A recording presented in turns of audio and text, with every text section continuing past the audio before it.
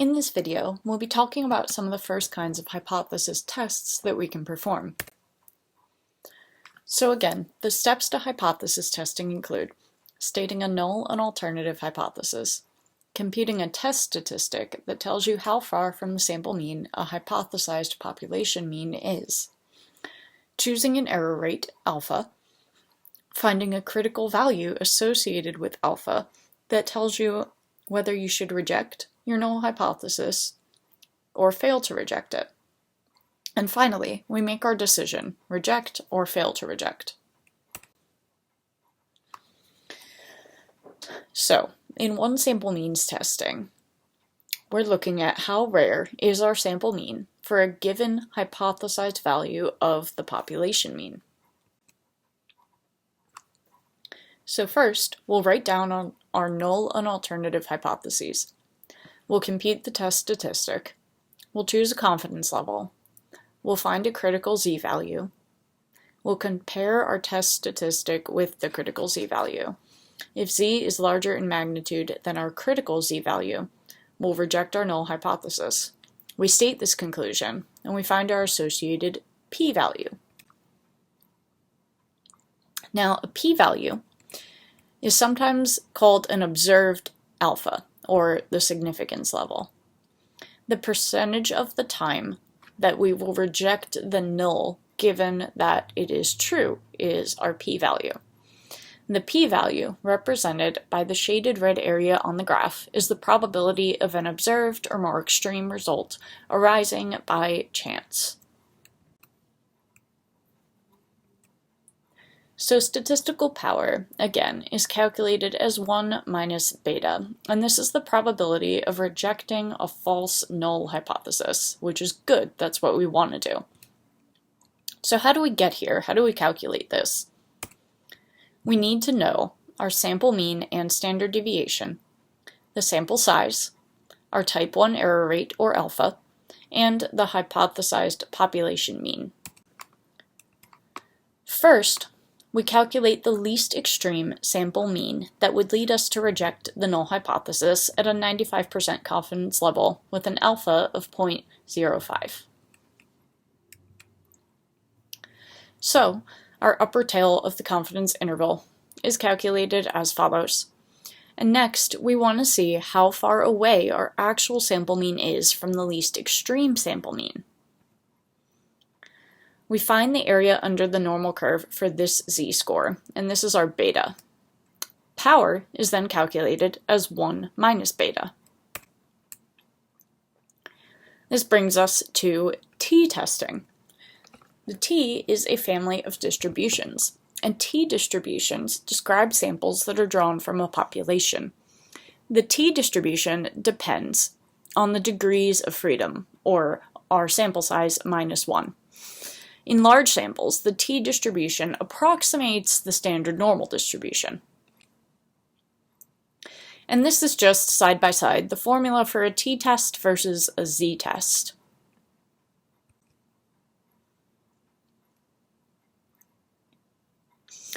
We can also do two-sample t-testing rather than just one.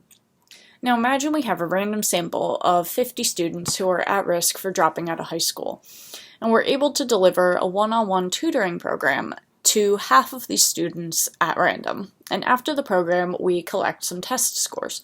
And we find out that the average test score for the treatment group is 80, with a standard deviation of 20, and the average test score for the control group, who did not receive the tutoring, is 65, with a standard deviation of 15.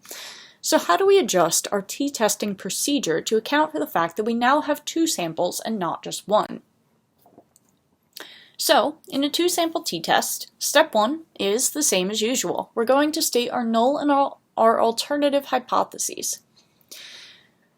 Now, we have two means, and we want to test whether the observed difference is significantly different, or if this difference just occurred randomly by chance. So, step 2 is to calculate the test statistic. So we need to adjust the formula for the t-test to account for the fact that we now have two samples and not just one. The numerator is just going to be the difference between our two sample means, and the denominator will be the joint standard error of our two samples.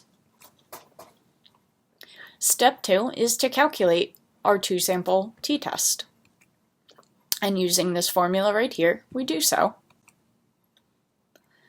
Then we find our t-critical value, the same as we did on the z-table.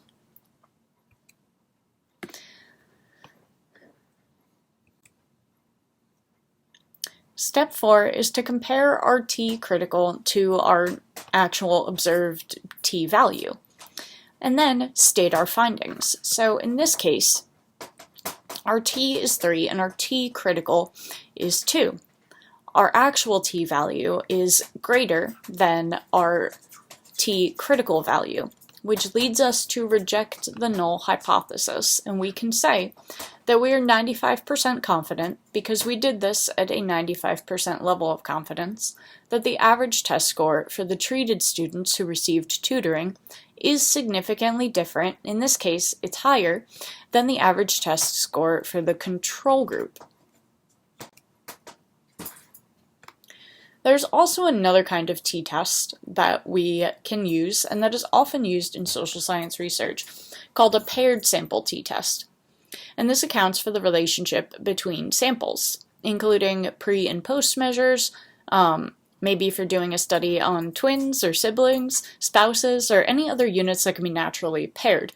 So by accounting for the shared variance of two observations, we can compute a more accurate test statistic. This brings us to what t-test should we actually be using? So obviously, if you only have one sample, you're going to use a one-sample t-test. If you have two samples, you should ask, are the data independent or are they paired? If the data are independent, you should be using the two-sample t-test. But if the data are paired, you're going to want to use a paired sample t-test, which just takes into account the way that the data interact with one another. So for example, for a paired sample t-test, maybe you would want to use students, and for each test score they have, use their 6th grade scores and their 7th grade scores. In a two-sample independent t-test, maybe you take two random samples of students at the University of Pennsylvania, one group of freshmen and a group of sophomores. And another example of maybe a paired sample t-test would be samples of different gendered twins, and you want to see if the male or female twins differ in education or in grades. We're going to explore further t-testing in R and Excel in the following couple videos.